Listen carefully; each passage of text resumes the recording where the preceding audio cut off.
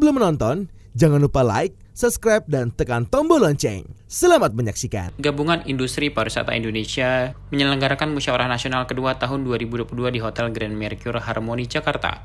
Munas merupakan amanah anggaran dasar dan anggaran rumah tangga (GP) tentang penyelenggaraan Musyawarah Nasional yang diselenggarakan 5 tahun sekali. Kali ini Munas mengusung slogan Pulih Bersama, Bangkit Bersama. Slogan tersebut menjadi bentuk dukungan GP terhadap pelaksanaan presidensi G20 Indonesia yang puncaknya akan dihelat pada November tahun ini di Bali. Sementara itu untuk tema yang diangkat adalah kolaborasi dan sinergitas pariwisata bangkit ekonomi tumbuh. Ketua Organizing Komite Panca R. Sarungu mengatakan Munas kedua GP ini dapat dijadikan momentum untuk memupuk kebersamaan, menyelesaikan segala permasalahan yang terjadi di sektor pariwisata utamanya akibat pandemi COVID-19.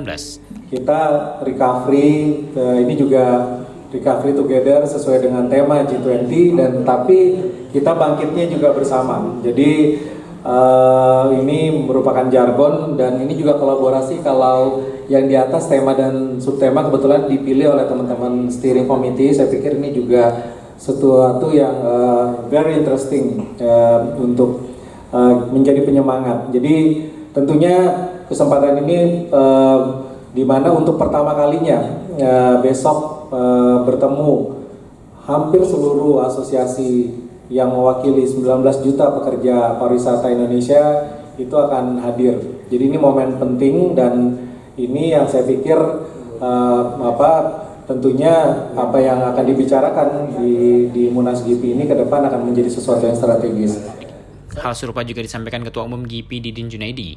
Didin berharap pelaksanaan Munas dapat berjalan lancar dan melahirkan generasi baru yang dapat memimpin serta membawa GP jauh lebih baik lagi ke depan. Nah, itulah bahwa saya sebenarnya sudah mengatakan bahwa kita pentingnya ada Munas ini supaya ada regenerasi, ada yang namanya pemikiran-pemikiran baru.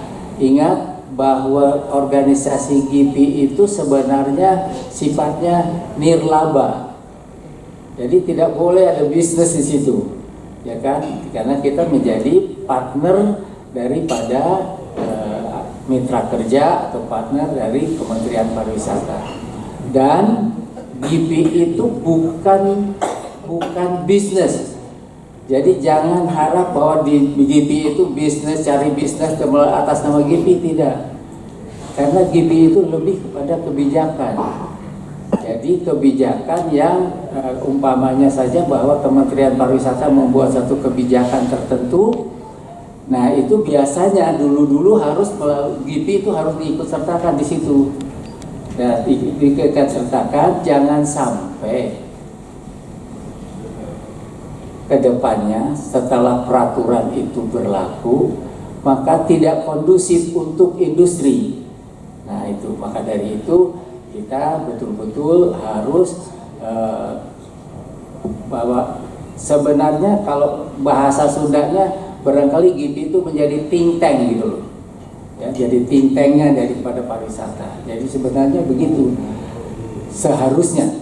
Sementara itu, Ketua Steering Komite Mangarate Gultom mengatakan persiapan yang dilakukan Steering Komite sudah 100% dan peserta yang telah memberikan konfirmasi kehadiran sebanyak 35 asosiasi dan 19 DPD. Rencana kita memang Munas besok itu dari persiapan Steering Komite, boleh saya katakan sudah 100% dan para hadirin dari anggota hampir 19 DPD hadir dan 35 asosiasi hadir, para pimpinannya. Mudah-mudahan akan membuat satu terobosan-terobosan yang akan kita buat untuk periode-periode yang akan datang. Jadi kalau saya sampaikan, GP itu adalah kadinnya pariwisata. Ya, jadi supaya kita ini kalau semua asosiasi yang berkaitan dengan pariwisata berkumpul di GP, sebetulnya sangat besar potensi yang kita harapkan dan partner pemerintah betul-betul dimanfaatkan oleh GP. Inilah salah satu terobosan yang akan kita buat, minta kepada seluruh asosiasi supaya mari bersama-sama seperti ini yang dibuat Bapak, ini pulih bersama, bangkit bersama.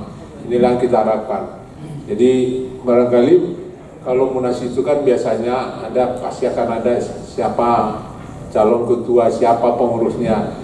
Dan saya mungkin sampaikan bahwa sampai hari ini kita masih mengadakan klarifikasi sampai malam dengan tim. Jadi kami belum bisa mengungkapkan hari ini siapa balon yang akan kita munculkan besok. Setelah resmi dibuka, acara Munas akan dilanjutkan dengan pemilihan Ketua Umum GIPI periode 2022-2027. Tim Eljon Media melaporkan.